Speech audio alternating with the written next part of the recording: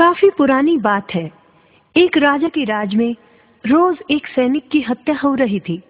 हत्या भी कहीं युद्ध में नहीं बल्कि राजमहल में हो रही थी। राजा चिंतित हो उठा। सेनापति रोज आता और महाराज को एक हत्या की खबर सुना डालता। महाराज महाराज, आज फिर राजमहल में हमारे एक सैनिक की किसी ने हत्या कर दी। कौन है ये दुष्ट? सुरक्षा व्यवस्था कड़ी की जाए। परंतु कोई नतीजा ना निकला। हत्याओं का सिलसिला जारी रहा। हालात दिन प्रतिदिन खराब हो रहे थे। सैनिक राजमहल में पहरा देने से इनकार करने लगे। सेना में विद्रोह होने का खतरा पैदा हो गया। राजा का इकलौता पुत्र राजकुमार प्रियवर्धन शिक्षा पूरी कर महल में पहुंचा। पिता को उदास देखकर कारण पूछा। वह भी चिंतित हो उठा।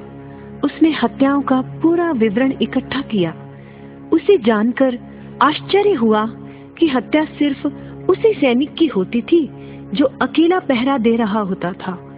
इसका मतलब साफ था कि जो कोई भी हत्यारा था वो इकट्ठे सैनिकों का सामना करना नहीं चाहता था। राजकुमार ने सैनिकों को आज्ञा दी, अकेले कहीं खड़े ना हो, 5-5 सैनिक इकट्ठे पहरा दें। जो आज्ञा छोड़े महाराज। परिणाम सुखद निकला।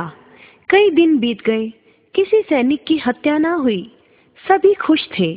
एक दिन राजकुमार ने सेनापति को बुलाया और कहा, सेनापति, लगता है हत्यारा भाग गया है।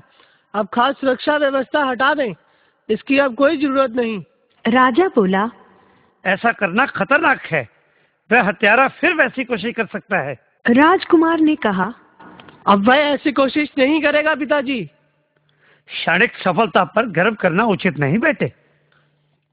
अगर आपको यकीन नहीं तो ऐसा करें कि बुर्ज पर सिर्फ एक सैनिक को अकेले पहरा देने को कहें। राजकुमार की आज्ञा अनुसार व्यवस्था कर दी गई। सेनापति सुरक्षा व्यवस्था खुद देखने गए। पिछले बुर्ज पर वहां अकेला खड़ा सैनिक पहरा दे रहा था। सेनापति बोले, क्यों सैनिक, घबराहट तो नहीं हो रही? जी नहीं सेनापति जी। शाबाश।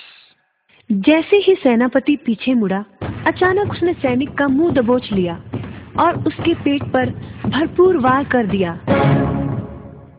परंतु ये क्या, सेनापति के हाथ से तलवार छूट गई। क्योंकि सैनिक ने लोहे का मजबूत कवच पहना था। इससे पहले कि उसकी समझ में कुछ आता, सैनिक ने सेनापति की गर्दन पर तलवार रख दी।